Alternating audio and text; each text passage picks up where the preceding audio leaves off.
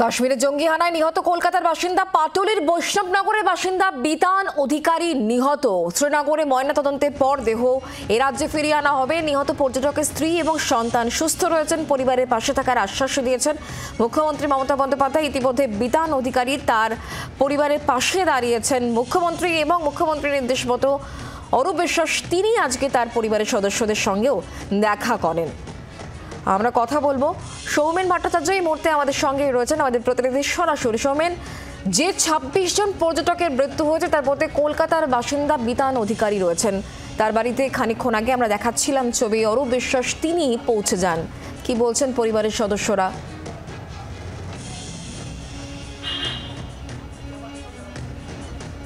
দেখো, একদমই তাই। আমি পাটুলি বৈষ্ণবঘাটা রোডের যে বিতান অধিকারী যে পরিবার যেখানে থাকতো সেখানে কিন্তু আমি রয়েছি।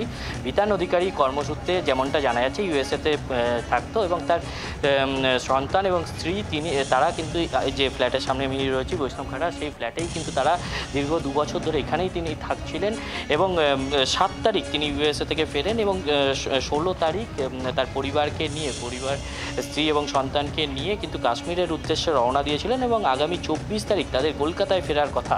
এবং আজ দুপুরবেলাতে তার পরিবারের কাছে কিন্তু তাদের কাছে এই খবর আসে এবং এই মুহূর্তে আমরা যেমনটা দেখাচ্ছিলাম, এই মুহূর্তে রাজ্যের মন্ত্রী অরূপ বিশ্বাস তিনি কিন্তু পরিবারের পাশে এসে দাঁড়িয়েছেন। তিনি এখনও পর্যন্ত পরিবারের লোকজনের সাথে কথাবার্তা বলছেন এবং কিভাবে যেমনটা তিনি জানাচ্ছিলেন যে আগামীকাল তার দেহ ময়না তদন্ত হবে এবং তারপরে রাজ্যে ফেরানোর প্রস্তুতি সব রকমভাবে তিনি কিন্তু কথা বলছেন। এবং তার পাশাপাশি যেমনটা তিনি আরও জানান যে মুখ্যমন্ত্রীর সাথে তার স্ত্রীর কথা হয়েছেন এবং তিনি পুরোপুরি সব দিক থেকে সহযোগিতার আশ্বাস জানিয়েছে যে পরিবারের পাশে থাকার। এবং তার পাশাপাশি পরিবারের লোকজন যেমনটা জানাচ্ছিল যে দীর্ঘ ২ বছর ধরে তিনি কিন্তু তার মামাতো দাদার এই যে ফ্ল্যাট সেখানেই কিন্তু তার স্ত্রী সন্তান তারা কিন্তু ছিলেন এবং তিনি ৭ তারিখে ইউএসএ থেকে যখন ফেরার পরে কিন্তু তার পরিবারকে নিয়ে ১৬ তারিখ কাশ্মীরের উদ্দেশ্যে রওনা দেয় এবং ২৪ তারিখ ফেরার কথা ছিল এবং তার আগে এই ধরনের ঘটনার খবর কিন্তু পরিবারের কাছে আসে। এই মুহূর্তে পাড়া প্রতিবেশী থেকে ধরে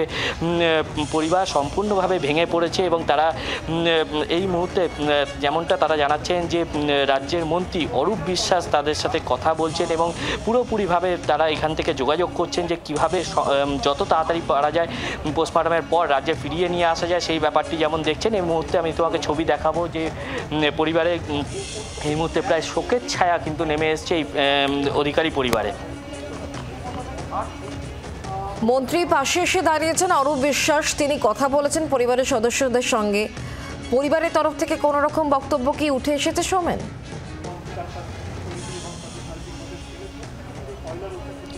দেখো, পরিবারের পক্ষ থেকে এখনও পর্যন্ত তারা যেমনটা জানাচ্ছে তারা কিন্তু এই খবর পাওয়ার পর থেকে কান্নায় ভেঙে পড়েছেন। আমরা যে ছবি বারংবার দেখাচ্ছি যে তার দাদার সাথে আমরা কথা বলছিলাম, তার দাদা যেমনটা জানায় যে তাদের সাথে কিন্তু তারা ঘুরতে যাওয়ার পর থেকে রীতিমতো কিন্তু তারা ছবি পাঠানো থেকে ধরে ভিডিও পাঠাচ্ছিলেন এবং আজ যখন তাদের কাছে এই খবর আসে এবং তারপর থেকে কিন্তু পরিবারের লোক সম্পূর্ণভাবে ভেঙে পড়েছেন। ইতিমধ্যেই রাজ্যের মন্ত্রী তিনি কিন্তু বেশ কয়েক ঘন্টা হয়ে গেছে তাদের পরিবারের সাথে কিন্তু কথা বলছেন এবং সেখান থেকে যাবতীয়ভাবে কাশ্মীরের প্রশাসনের সাথে কিন্তু যোগাযোগ করছেন এবং যতটা সম্ভব তাড়াতাড়ি যাতে ময়নাতদন্তের পর রাজ্যে ফিরিয়ে আনা যায় দেহ, সেই ব্যাপারটি কিন্তু তিনি আশ্বস্ত করছেন। এবং যেমনটা এখন আমরা দেখতে পাচ্ছি যে এই মুহূর্তে বাড়ির সামনে কিন্তু পরিবারের লোকের পাশাপাশি এলাকার লোকজন তারাও ভিড় জমিয়েছে, কারণ এই ধরনের একটা খবরে কিন্তু যথেষ্টভাবে এলাকায় কিন্তু শোকের ছায়া নেমে এসছে। বোঝাই যাচ্ছে। অনেক ধন্যবাদ আমাদের সঙ্গে সরাসরি থাকার জন্য। অরূপ বিশ্বাসের ছবি দেখতে পাচ্ছিলেন। রাজ্যের মন্ত্রী তিনি আসেন, পরিবারের সদস্যদের সঙ্গে তিনি দেখা করেছেন, তিনি কথা বলেন, সেই সঙ্গে মুখ্যমন্ত্রী মমতা বন্দ্যোপাধ্যায় পাশে থাকার আশ্বাস দিয়েছেন। যেহেতু বিতান অধিকারী তিনি তার স্ত্রী এবং সন্তানকে নিয়ে গিয়েছিলেন, স্ত্রী সন্তান সুস্থই রয়েছে, দেহ দ্রুত ময়নাতদন্তের পর রাজ্যে যাতে ফিরিয়ে আনার যায় সেই চেষ্টা এই মুহূর্তে কিন্তু চলছে। মন্ত্রী তিনি নিজে পরিবারের সদস্যদের সঙ্গে কথা বলেছেন। বিতান অধিকারী যিনি নিহত হয়েছেন এই জঙ্গি হামলায়, তার স্ত্রীর সঙ্গে আমরা কথা বলেছিলাম ফোনে, তার বক্তব্য শোনাবো। আমরা ওইখানে স্পটেই ছিলাম। এটা মিনি সুইজারল্যান্ডে হয়েছে, পেহেলগামে। হ্যাঁ, পেহেলগামে মিনি সুইজারল্যান্ডে হয়েছে। হঠাৎ করে এসে গুলি চালিয়ে দিল এরকম করে? হঠাৎ করে মানে আপনাদেরও কি পরিচয়পত্র দেখতে চাইলো?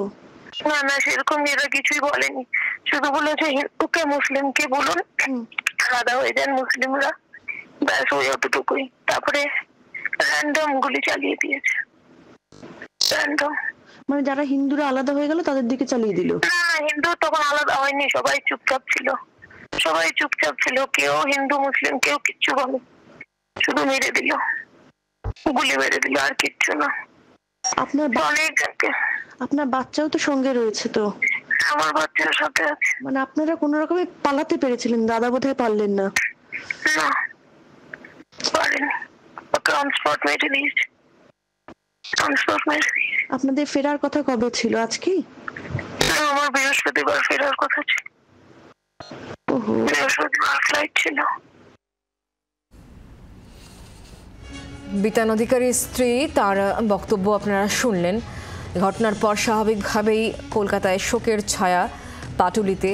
মন্ত্রী অরূপ বিশ্বাস তিনি যান। অরূপ বিশ্বাস কি বলেছেন শোনাবো। আমি খবরটা পাওয়ার সঙ্গে সঙ্গেই আমাদের এটা 100 নম্বর ওয়ার্ড কৃষ্ণঘাটা, আমি এখানকার স্থানীয় পৌর প্রতিনিধি প্রসেনজিৎ দাস সঙ্গে নিয়ে ওনাদের বাড়িতে আসি। এসে যেটা জানতে পারলাম যে উনি আমেরিকাতে থাকেন, ওখানেই চাকরি করেন TCS কোম্পানিতে। এখানে তিনি 8 তারিখ অথবা 9 তারিখ কলকাতায় এসেছিলেন। 16 তারিখ ওনারা উনি স্ত্রী এবং বাচ্চা তারা কাশ্মীর গিয়েছিলেন। ওনার নাম হচ্ছে বিতান অধিকারী, বয়স 40 বছর। ওনার স্ত্রীর নাম হচ্ছে সৈনী অধিকারী, তার বয়স হচ্ছে 37 বছর। বাচ্চার নাম হচ্ছে রিদান অধিকারী, তার বয়স মাত্র 3.5 বছর। তো তারপরে ওখানে তো মুখ্যমন্ত্রী হানায় আজকে মারা যান। ওনার স্ত্রীর সঙ্গে মাননীয় মুখ্যমন্ত্রী অনেকবার কথা বলেছে। মাননীয় মুখ্যমন্ত্রী সকাল খবর পাওয়ার পর থেকেই তদারকি করছে। আমাদের এখানকার হোম ডিপার্টমেন্ট, আমাদের দিল্লির RC অফিস, তারা পুরোটা তদারকি করছে। আমাদের কাছে এখন এই মুহূর্তে যা খবর, তাতে তারা এই মুহূর্তে তাদের শ্রীনগরে নিয়ে আসা হয়েছে। শ্রীনগর স্টেট জেনারেল হাসপাতালে তার বডি আছে, সম্ভবত কালকে সকালে পোস্টমর্টম হবে, তারপরে আমাদের এখানে পাঠাবে। সেই ব্যবস্থাই করছেন মাননীয় মুখ্যমন্ত্রী। আমরা সবাই এখানে আছি। বাংলার আওয়াজ, বাঙালির আবেগ, জি 24 ঘন্টা।